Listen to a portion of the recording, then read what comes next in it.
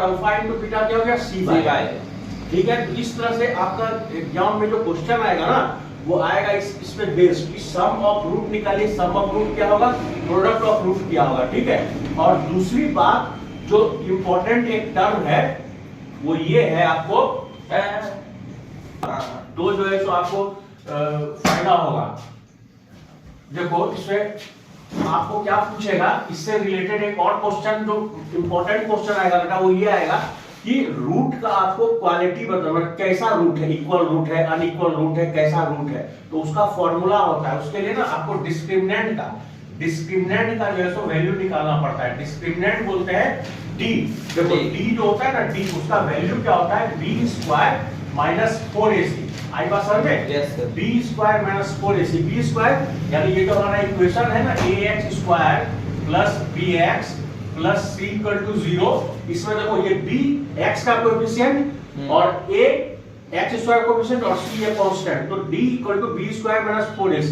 तो इसमें आप क्या देखोगे कि अगर d का वैल्यू 0 के इक्वल आता है तो आपको क्या मिलेगा, इक्वल रूट्स मिलेगा।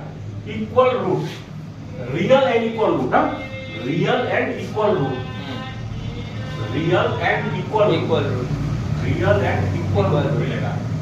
ठीक है, अगर मान लीजिए d का वैल्यू 0 से बड़ा है, d का वैल्यू 0 से बड़ा आता है तो आपको real and unequal root, real and unequal root है। और अगर मान लीजिए d का वैल्यू 0 से छोटा है तो आपको इमेजिनरी रूट मिलेगा। क्या मिलेगा, इमेजिनरी रूट मिलेगा, इमेजिनरी रूट मिलेगा। ठीक है, तो मेनली आपको ये दो चीज का ज्यादा क्वेश्चन आएगा, d इक्वल टू 0 और d इज ग्रेटर देन 0।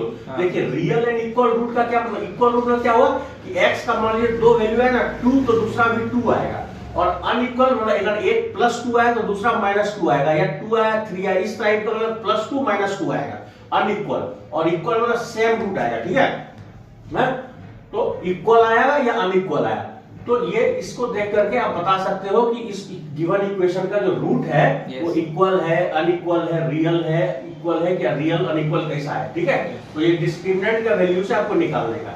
इसके बाद एक और इंपॉर्टेंट क्वेश्चन क्या आएगा बेटा वो ध्यान दो, इसका भी लेना है फोटो आपको। हाँ सर, ले लीजिए।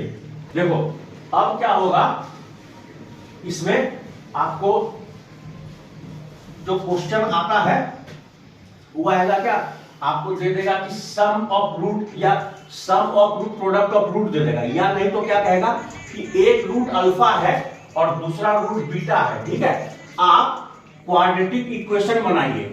आप इस रूट के लिए अल्फा का वैल्यू दे दिया कुछ और बीटा का वैल्यू दे दिया कुछ। ठीक है, दो रूट हो गया।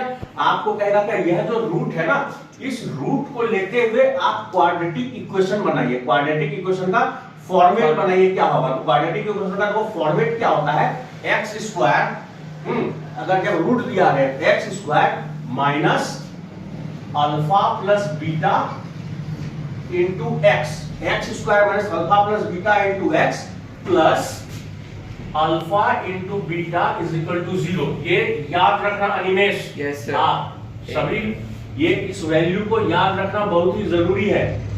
अगर ये आपको नहीं मालूम रहेगा तो आपको दिया रहेगा अल्फा बीटा और पूछेगा कि आप क्वाड्रेटिक इक्वेशन का जो है सो फॉर्मेट बनाइए, तो आप बना नहीं पाओगे। तो x square minus alpha plus beta into x plus alpha beta equal to 0, ये क्वाड्रेटिक इक्वेशन बनाने का जो है सो फॉर्मूला है। ये फॉर्मूला यूज करके, ये फॉर्मेट यूज करके आप जो है सो क्वाड्रेटिक इक्वेशन का जो है सो इक्वेशन बना सकते हो। सो क्वाड्रेटिक इक्वेशन में जो इतना हम बताए आपको, यही मेन बेसिक चीज, अगर ये आप रखोगे इसको प्रॉपर ध्यान में और ये याद रखोगे सारा फॉर्मूला, तो क्वाड्रेटिक इक्वेशन का कोई सा भी क्वेश्चन होने दो वो आप सॉल्व कर सकते हो। ठीक है, तो क्वाड्रेटिक इक्वेशन का मेन बेसिक चीज इतना ही था।